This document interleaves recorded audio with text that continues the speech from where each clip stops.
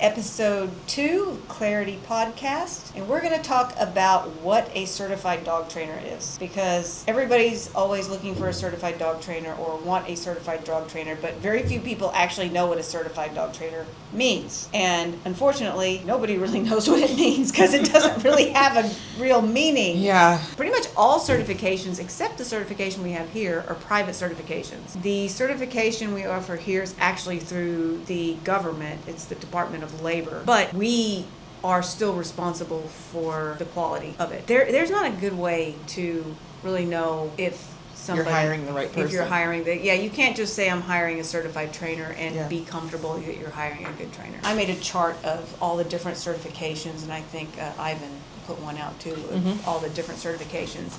And the requirements on some of these certifications are so low. Yes.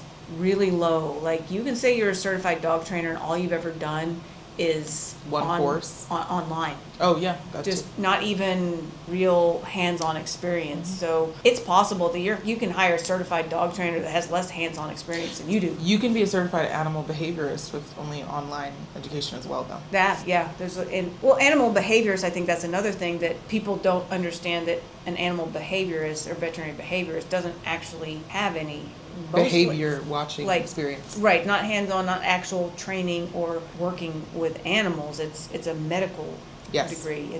So they have to work with a trainer in order to come up with any kind of plan that's not just medication. Right. So it's complicated. There's a lot of nuance to it.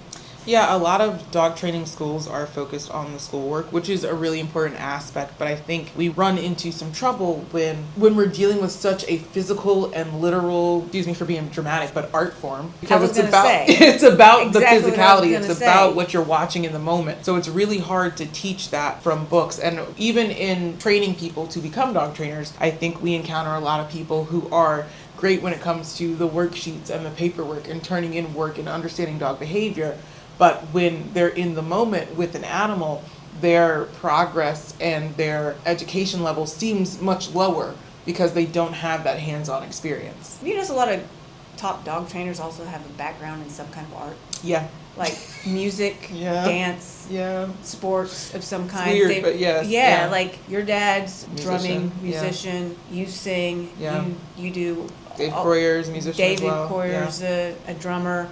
I played violin and did swimming, different sports. The list goes on. A lot of dog training, I think, is about being comfortable in that weird improvisational space of problem solving. Because usually what happens is a lot of owners come in and they say, my dog does this, and this.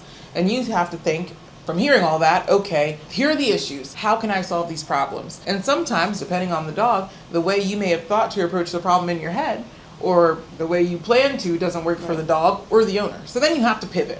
And in that pivot is where I think you see a lot of dog trainers struggle, because if it doesn't go by the textbook definition where there's obviously one right answer, they're going to fall apart. Right. And if you've only done textbook and very little hands-on, you think you know everything. Yeah.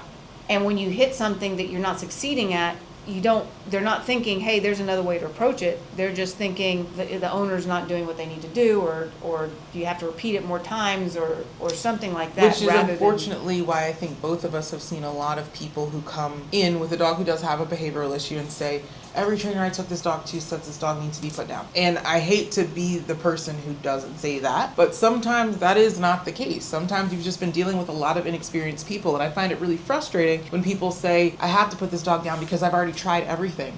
But all they've tried were PetSmart and people who don't really, one method, or multiple trainers who only train with one training style. Right. And it doesn't work because you need to branch out. And it's not saying that it's just one type of trainer that might fail. It's like any trainer that's locked into one thing that can't have trouble. Yeah, that can't pivot and move and adjust to the dog is gonna have problems. Yeah. And going back to the certified trainer thing, it really doesn't. The best trainers I know, none of them have an actual certification. Yeah. Because they've been doing this longer than these certifications have even existed. They're right? new. Yeah, they're new, and a lot of them are just run online. And like I've seen some with 200 or 300 hours worth of it's required in hands-on experience. Mm-hmm. The one we have here requires the book learning, which is really, it is important because you have to be able to understand the subject matter, be able to talk it. But it's just like studying music theory and being able to play the violin. You can study and you can learn how to, I don't know what you can do with music, but maybe that's a bad example. Well, no, because there's people who play classical violin and there's people who play the fiddle, which is almost entire. Exactly. You tried both. Some people only try one way, you know? Yeah. Some people only try one way. My dad, he doesn't have any dog certifications. However, respectfully, he is arguably the best dog trainer in the country. He's a legend. He's arguably known around the world. But he does, because of that, have an honorary degree from Berkeley for animal behavior, right? So those are the things where it's like a lot of his client base is based off of referral.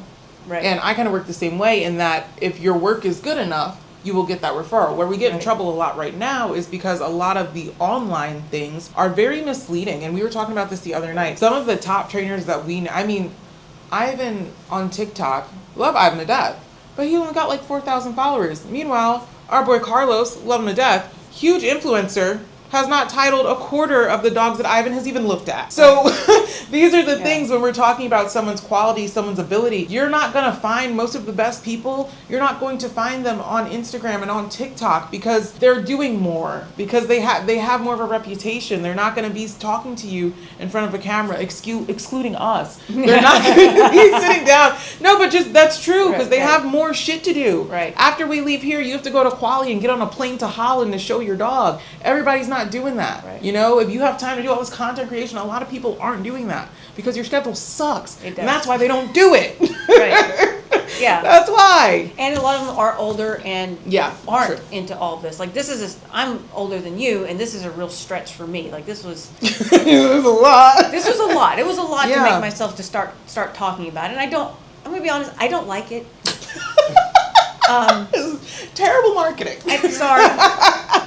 I'm trying to do it because I understand that that's what you have to do now to get it out there and to give people good information. Give people good information because people like your dad, I don't want all of that knowledge to go with him, to die with him. And he is like, and unfortunately, he's going to forget more than we know. And nobody, like, in the grand scheme of things, like, people know who Zach George is or various other influencers who, not insulting anybody, but, I mean, compared to all of them, I mean, your dad, they can't even, they're like itty-bitty babies compared to what your I always love dad when people does. ask, oh, so you're like Cesar Millan? You're like the dog whisperer? Like, Cesar, again, and his show is interesting. I see how for people who have never seen dog training before, these concepts and like it gets you and you're like, I could do that. That's so attainable. But that's why it's a TV show. It's a TV show for a reason, right? That's why. Like real dog training is not going to be on a TV show. And it's not that watchable because a lot of it is repetition and you will get bored.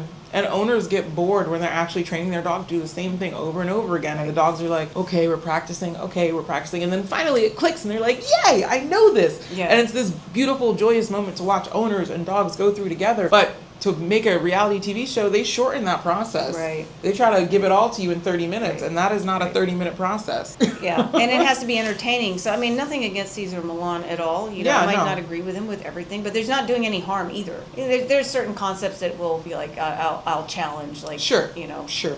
But yeah, you know, but at the same time, I think people get results because it's like the first time. And they've tried anything. Yes. Yeah. And we'll talk about that whole corrections thing later. Is that it's kind of what the missing link in training in general is people don't know how to communicate with a dog in a positive and negative way. They try to, but they don't. It's not working. It's not working because they're never taught how to do it, and it's not intuitive for the average person. So that's probably why he did get as much, has had much success. It's just a concept that people actually needed. It's just done in a entertainment format. For sure. Right. And I think that's what makes it hard with dog trainers because dog trainers are usually people who are better with animals. So they like to spend time with animals. So they're not content creators. They're not social media influencers. Right. They're not these outgoing, you know, like look at me all the time type of people. Some of the people who are like top level competitors are, and some people naturally like the spotlight, but most dog trainers are not those kinds of people. So it's really hard when you're like, I'm watching this viral video and I need my dog to do that, and that's the person I have to train with. Because I've even seen people who are like, I have to fly to Missouri to find this trainer because that's the only trainer who can fix my dog from what I've seen online. And people do that. And if you have the money, okay, and they commit all this time to that, but really you're just getting, you know, someone who has seen some success with one dog of the same breed as your dog and posted it. And so now they're the biggest dogo trainer in the country. Okay. Yeah. But okay. the biggest trainer in the country, you're not going to know their name. You're not going to know they exist. No, the average pet owner is not going to know. We know. Yeah, because we care. And we're in that world and we know who's who. Yeah. But yeah. It's not going to be somebody with a CPDT. It's almost like, I hate to say this, but if I see letters behind somebody's name, it's almost like, yeah, you're not a real dog trainer. You know what I mean? I do. You know what I'm saying? I'm not saying that you're not, and I don't want to be taken long. But it's not going to be somebody who's like really in it. Yeah. Like, you know, like Ivan. And you can have those. You can have those. They're really good dog trainers. I have seen people who start off with those and start off doing rally and AKC obedience, and they keep going, and then they get in this and they're like, oh. Or right. by this I mean IGP, and you're like, whoa, this is a different level of obedience than what I am used to, right? Because a lot of certified trainers, I feel in my experience, even still lack a fully fleshed out understanding of different dog drives and how to use them and when to use them, because that's something that hasn't been fully, I think, well studied for school in order to put that in that kind of format. And so when you move on to these higher sports, like when we're talking about Mondioring, when it comes to French ring, IGP, all those things, if you don't understand some of these key concepts and if you don't have a mentor, you are going to fail very hard and very obviously, and to the point where you realize, oh, there are some holes, there are some gaps in my training. But what I do like that I've seen about most, especially my AKC girlies, is they don't give up because they love obedience. Yeah. The AKC people love obedience, so they do not quit, and they come back and say, okay, I'll figure out how to do this. Yeah. And they do. Yeah, so to me, those letters are like a starting point for some people. Sure. Like, it's like, beautiful. And I'm not trying to diss on it when I said it like that. It's just, I know like the old real gurus of dog training are not going to have letters behind their name. They don't even think about it. Care about getting a CGC. They don't care about it. Because they know their dog can do it, so it's not even like, oh, you have to get a CGC. Yeah, they're so far beyond that. Yeah, but I think it's a good thing for people who are starting out. I think it's a good thing for people who are starting to train Better their than dogs. nothing. 100%. Because there's people out there with, now if there's somebody out there that literally has nothing, they can't show their dog, they can't show that they're competing in something, they can't show anything at all, please don't go to them because they don't even have basic education. Yeah. At least if somebody has some letters behind their name, they've at least tried to study something. Yes. Yeah. You know? But just don't, my point is, don't stop there. Right. Like, don't just see the letters and then stop there in your deep dive. Like, look at what does their dog do? What do they do with their dogs? Are they competing in something? Are they testing their skills somehow? I mean, they don't have to be top competitors and doing anything like that. Not at all. But at least do something. You got to see that they're showing their work. Yeah. And there's a lot of some dog trainers, the influencers online. Some will actually show some of their work online. You're like, hey, they know what they're talking about. But I've seen some influencers with a lot of followers that all they do is talk about how great they are and how bad everybody else is. And they literally, I scroll through everything and can't say one thing that they actually do. They don't actually show any work. Yeah, they whatsoever. post a dog before the behavior's been fixed, the dog going out of control, and talk about what they're going to do.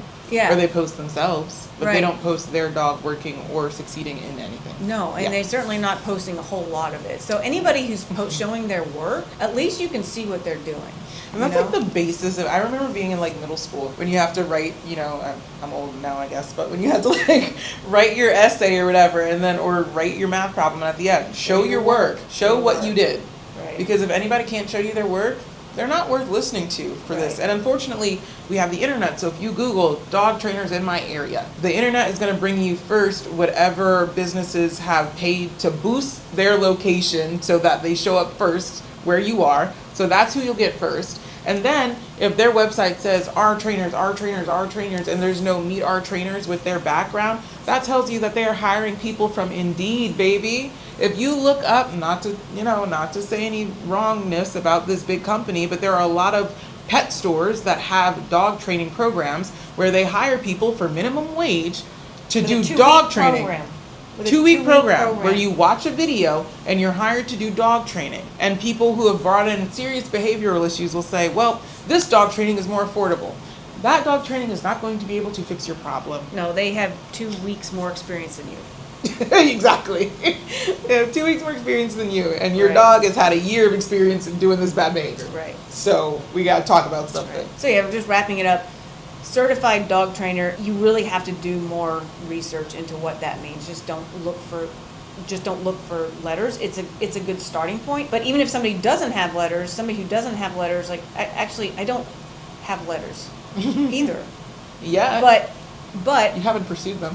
I'm really probably not going to. Yeah. Because I actually built. No, you do have letters. You have BH, IPO1, IPO2, IPO3. Yeah, I mean I have lots of titles. Yeah. I have titles. So those are also certifications. Yes. Like you and I have both gone out and tested ourselves on the field in front of judges from all over the world. Yes. And they judged our work Yes.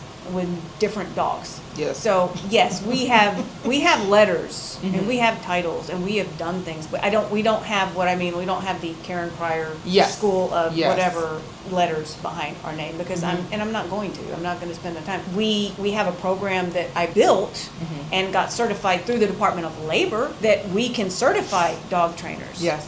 So that's for me is plenty. Our Department of Labor program, it's 288 hours of study time. Like the people need to go and take those courses, but the hands-on requirement for DOL to certify you is 4,000. Yeah, 4 years of time. 4,000 now. Yeah, it's a minimum of 2 years of hands-on 40-hour-a-week work. That being said, you have tens and tens and tens of thousands of hands-on hours. Yes. Like you are younger than me, but you started at such a young age and have done it so much because of who your dad is. You're the most experienced dog trainer, out at my there. age, probably. You're in the top 0.01% of the country. Oh, you like math, bro. Yeah. Yeah. You love math. Yeah. And I've been doing it almost as long as you because I'm that much older than you. Yeah. But I didn't study under your dad for 20 years, but I studied under many different things. It's weird because even when we talk about training and when I'm here and like you're in Jersey and we switch back and stuff, it's funny because it does feel like we're on the same page, even though we didn't have the same like upbringing as far as dog training. Right. But we came to the same place. Yeah. We ended up at the same Got place. to the same conclusions. And Yeah. I mean, I remember watching a video with you. You're watching right when I went, give him a bite. You said it. She said it at the same time. It was like literally at the same time. And so it's like we somehow got to a similar place where we understand what we're saying. And that's hard to teach. That is a technique and time thing. That's not it's tough. That is a tough thing because it's not to say that there aren't younger people who are certified who are able to do this kind of work, but it just takes a really long time for them to handle certain behavioral issues and certain specific scenarios and certain handler dog teams because they might be able to handle the dog on its own, but handling the owner might be a completely different situation. So when you look for a trainer, I tell people, if you can, try to meet your trainer with their personal dog. Most people who train dogs are really, really excited to be with their own dog because they're with everyone else's dog all the time. So if you say like, hey, I just want to see, like, can I meet you? And I just want to see what your dog's like and whatever. Really most people would be so excited, be like, yeah, you can see my dog. Of course. And then you can see how they interact with their dog and what kind of dog they have. And that tells you a lot about their training. And even if they have a dog that they got from a rescue that is a shelter dog that doesn't like people or anything else, they know enough about that dog to allow you to walk into the room, meet their dog in whatever capacity they're allowing and not get bit. And that tells you a lot about their training also. The dog tells you a lot. I've interviewed dog trainers that came here for a job before. I said, okay, let me see you with their dog. And I'm like, nope. Yeah. Or some people don't bring them. Or don't bring them. Or their dog comes in. There was one guy that came in and I've never seen a more like depressed dog in my life. I was like, I'm not having that person. Like the dog's walking with his head down. It's like, yeah, he's healing, but he looks like he don't want to be there. He didn't want to be there. I'd rather see somebody come in with a dog that the dog will tell you. If the dog's like, hey, I like you, I'm excited, I want to do things, I want to work with you, that's what you want to see. Yeah. Especially if this is a dog that they say has all these letters and can do all these things. They better be able to show you one thing. They got to show you something. They got to show you something. You got to be able to see something. So yeah, that's my advice for that, for sure. So that's it. Certified trainers. Hope that helps. Hope that cleared some things up in this mess. Follow us at Train with Clarity on Facebook, Instagram, and TikTok. You can also follow Cosmic K9 here in Plano, Texas, and Cosmic K9 New Jersey. We hope to see you soon.